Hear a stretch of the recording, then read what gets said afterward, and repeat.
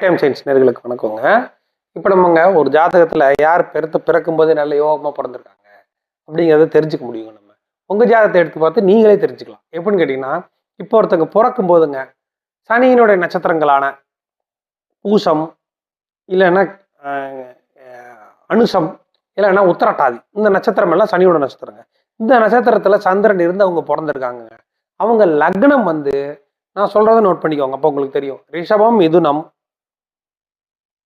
கன்னி, துலாம், மகரம், கும்பம், இந்த லக்னங்களுக்குள்ள ஒரு லக்னத்துல அவங்க வந்து இந்த சந்திரன் இந்த 3 நட்சத்திரத்துல ஒரு நட்சத்திரம் உட்கார்ந்து பிறந்திருந்தாருன்னா தொடர்ந்து அவங்களுக்கு யோக திசைகளா வருங்க. ஃபர்ஸ்ட் சனி திசை வரும், 2வது புதன் திசை வரும், அடுத்தது கே திசை வரும், அதுக்கு அடுத்தது சுக்கர திசை வரும்.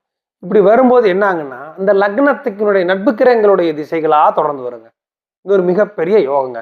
அதே சமயம் அந்த கிரகங்களும் நல்ல இடத்துல இருந்துச்சுன்னா அவங்க ரொம்ப டாப்பா இருப்பாங்க. இதுதாங்க. அதே மாதிரி குருவோட நட்சத்திரத்துல ஒரு இதுல இருக்காங்கன்னா, நான் ஏற்கனவே சொல்லியிருக்கேன், குருவோட நட்பு கிரகங்களான சந்திரன், செவ்வாய், சூரியன் இப்படி தொடர்ந்து வர்ற மாதிரி அவங்களுடைய கிரக அமைப்புகள் இருந்துச்சு அப்படின்னா அவங்களுக்கு தொடர்ந்து யோக அமைப்புகளா உருவாங்க. இப்போ நம்ம ஜாதகத்தை எடுத்து பார்த்தா தெரியும், நம்ம எந்த நட்சத்திரத்துல பிறந்திருக்கோம், அவங்க நம்ம லக்னத்திற்கு நட்பு கிரகங்களான அமைப்புல இருக்கா அப்படின்னு பார்த்தீங்கனாலே நீங்களே அதை தெரிஞ்சுக்கலாங்க. இப்போ நம்மளுக்கு நல்ல அமைப்பு வரும் அப்படிங்கிறத நீங்க தெரிஞ்சுக்கலாம்.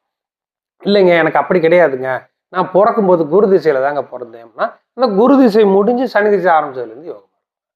அதே சமயம் இந்த குருவும் லக்னத்துல இருந்து நல்ல நிலைமையில இருந்து திக்பலம் உடைச்சிட்டாருன்னா அந்த குரு திசையும் யோகமா தாங்க இருக்கும். இது தாங்க கணக்கு.